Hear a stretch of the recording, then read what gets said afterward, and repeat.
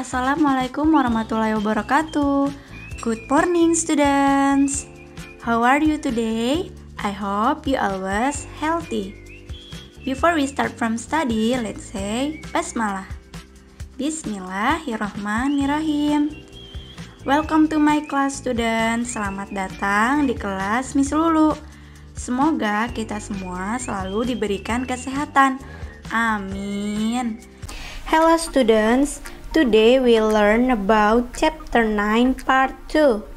Let's play Cici Putri. Jadi hari ini kita akan belajar chapter 9 dengan tema Ayo bermain Cici Putri. Before I explain about the material, I want to remember you about the goals.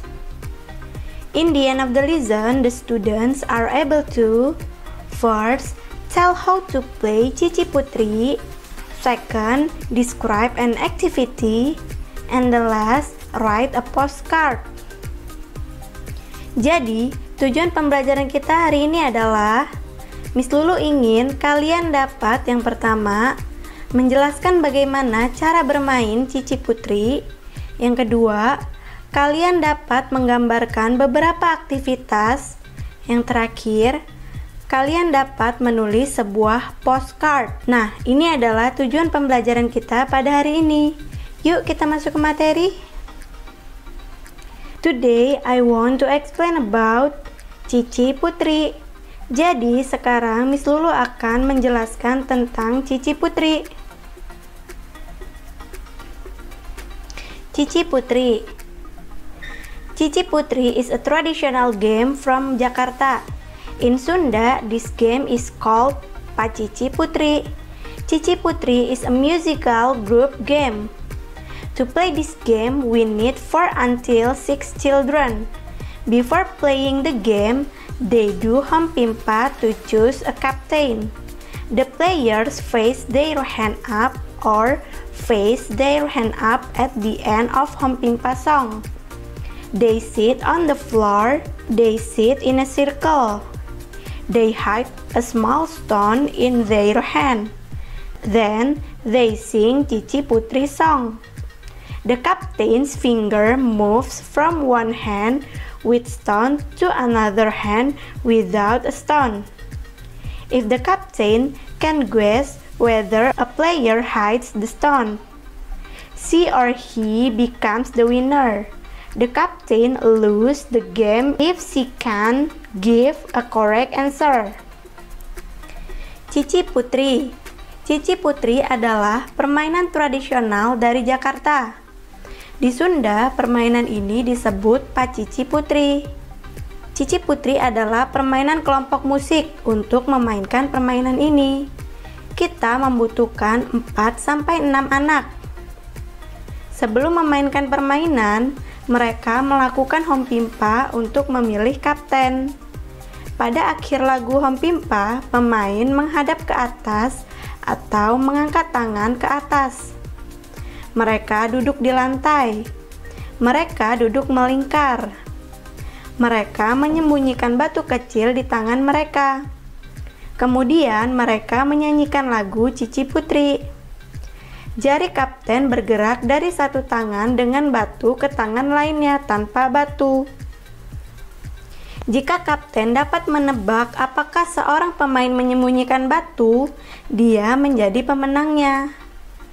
Kapten kalah dalam permainan jika dia tidak memberikan jawaban yang benar.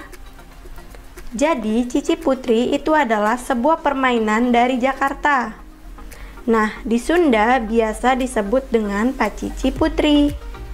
Untuk memainkan Cici Putri, kalian harus menyanyikan lagu Cici Putri. Nah, ini adalah sedikit penjelasan tentang permainan Cici Putri. I have dialogue. Listen carefully. Hi Ellie, what are you doing? Hai Ellie, apa yang kamu lakukan? Hai Ben, we are playing Cici Putri. Hai Ben, kami sedang bermain Cici Putri. What is Cici Putri? Apa itu Cici Putri? Cici Putri is a musical traditional group game from Betawi. It takes 4 to 6 players to play it. You need to sit in circle and sit on the floor. Cici Putri adalah permainan kelompok musik tradisional Betawi.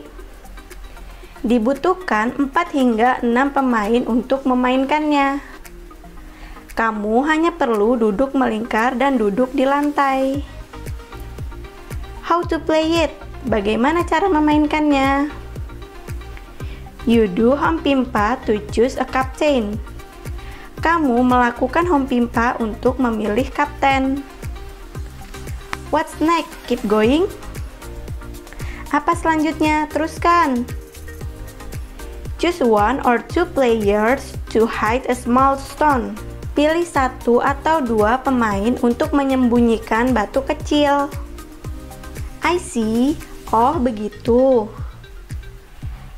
If the captain can correctly guess the player with a stone, the captain will be the winner.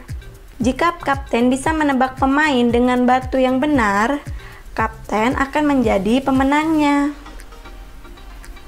Nah, ini adalah dialog tentang permainan Cici Putri. Now we are discuss about postcard.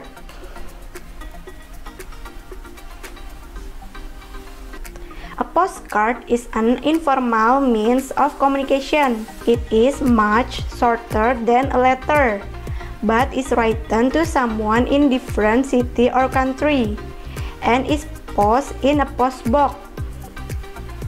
Jadi, kartu pos adalah atau postcard adalah alat komunikasi informal. Ini jauh lebih pendek dari surat, tetapi ditulis untuk seseorang yang ada di kota atau negara lain dan dikirim melalui kontak pos.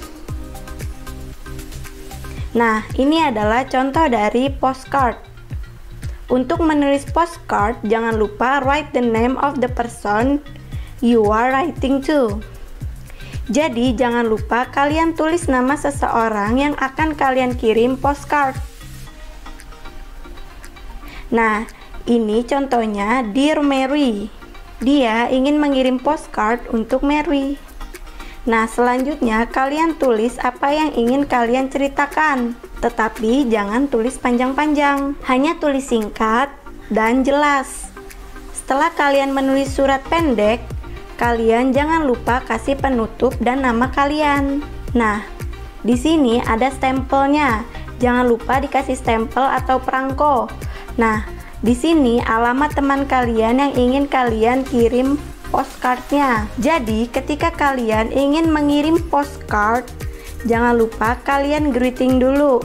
Kasih salam, lalu kalian tulis apa yang ingin kalian ceritakan, dan jangan lupa dikasih penutup. Lalu kalian kasih stempel atau perangko dan alamat teman kalian yang ingin kalian kirim surat. Paham ya? Jadi ini adalah contoh menulis postcard. Now I have exercise for you. Sekarang Miss Lulu punya tugas untuk kalian. Read aloud and then answer the question based on the text above. Bacalah dengan nyaring dan kemudian jawablah pertanyaan berdasarkan teks di atas. Tugasnya dikerjakan. Miss Lulu tunggu hari ini ya. Thank you for watching my video. See you next week. Bye bye.